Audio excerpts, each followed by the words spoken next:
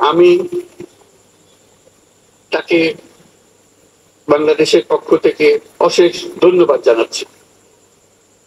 দায়িত্বভার গ্রহণের 2 সপ্তাহের মধ্যে আমরা গুম প্রতিরোধে যে আন্তর্জাতিক কনভেনশন রয়েছে তাতে যোগদান করেছি।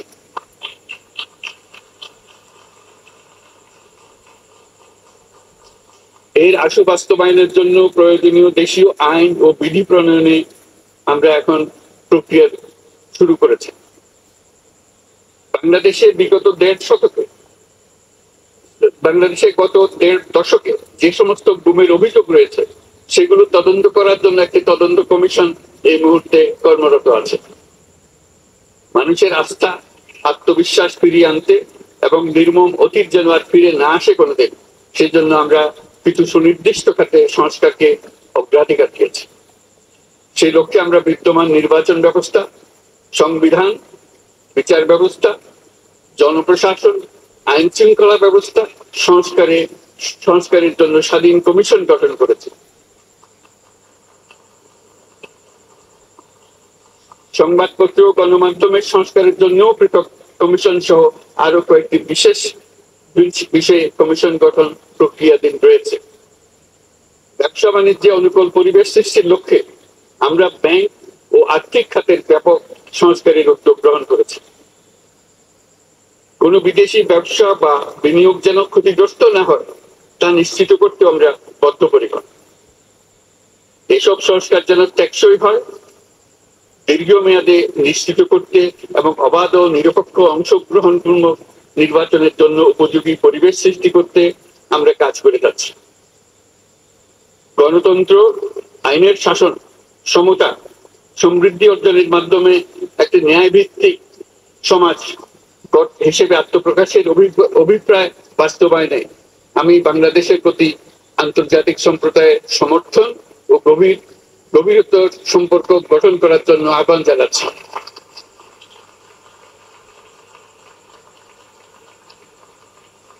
মাননীয় সভাপতি, বাংলাদেশ মনে করে যে শান্তি রক্ষা ও সংঘাত মোকাবেলা জনগণের সমৃদ্ধি নিশ্চিত করার মূল চালিকা শক্তি। সাম্প্রতিক বিপ্লবকালে আমাদের ইতিহাসের সবচেয়ে কঠিনতর সময়ে জনগণের মুক্তির আকাঙ্ক্ষা পূরণে তাদের পাশে দৃঢ়ভাবে দাঁড়িয়ে আমাদের সাহসী সশস্ত্র বাহিনী সমূহ আরো একবার শান্তির প্রতি তাদের অঙ্গীকার প্রমাণ করেছে।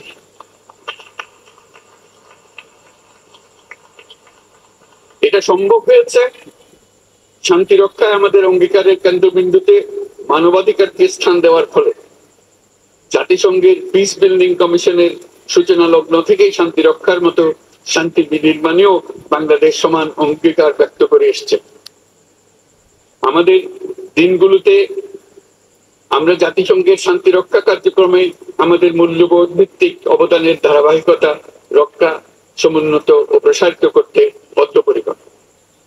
আমরা আশা করি যে কোনো অবস্থায় নানা প্রতিকূলতা সত্ত্বেও জাতিসংঘের ভবিষ্যৎ শান্তিরক্ষী কার্যক্রমগুলোতে বাংলাদেশের প্রতিরক্ষা বাহিনীর সদস্যরা একইভাবে অবদান রাখার সুযোগ পাবে।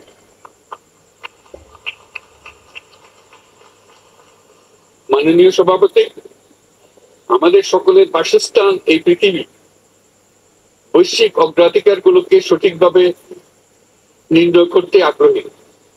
জলবায়ু পরিবর্তন আমাদের সকলের অস্তিত্বের প্রতি হুমকি স্বরূপ। এই গ্রীষ্মে সর্বকালের রেকর্ড ভঙ্গকারী তাপদাহ আমাদের জলবায়ু জনিত পরিবর্তনের কথা স্পষ্টভাবে স্মরণ করিয়ে দিয়েছে। আমাদের যা প্রয়োজন তা হলো জলবায়ু সম্পর্কিত ন্যায় বিচার, যাতে করে দায়িত্ব জ্ঞানহীন সিদ্ধান্ত, উদাসীন আচরণ কিংবা এর মাধ্যমে সাধিত ক্ষতির বিষয়ে যারা সংশ্লিষ্ট তাদের দায়বদ্ধ করা যায়। জলবায়ু পরিবর্তন জনিত দীর্ঘমেয়াদী প্রভাবগুলো অপূরণীয় ক্ষতির কারণ হয়ে দাঁড়িয়েছে। আমরা জীব বৈচিত্র্য হারিয়ে ফেলছি, প্যাথোজেনের পরিবর্তনের ফলে নতুন রোগ বাড়ছে, কৃষিক্ষেত্রে চাপ বাড়ছে ক্রমাগতভাবে, পানি সম্পদ ঝুঁকিতে ফেলছে আমাদের বাসযোগ্যতাকে, সমুদ্র পৃষ্ঠের উচ্চতা বৃদ্ধি এবং লবণাক্ততা আমাদের ক্ষতি করছে প্রতিনিয়ত। ঘূর্ণিঝড়ের সংখ্যা ও মাত্রা বৃদ্ধির কারণে যে ক্ষতি হচ্ছে তাকে উপেক্ষা করার সুযোগ নেই। ক্ষুদ্র কৃষক, প্রান্তিক পর্যায়ের জীবিকা অন্বেষণকারীরা জলবায়ু পরিবর্তন জনিত ঝুঁকির মুখোমুখি হচ্ছে সবচেয়ে বেশি।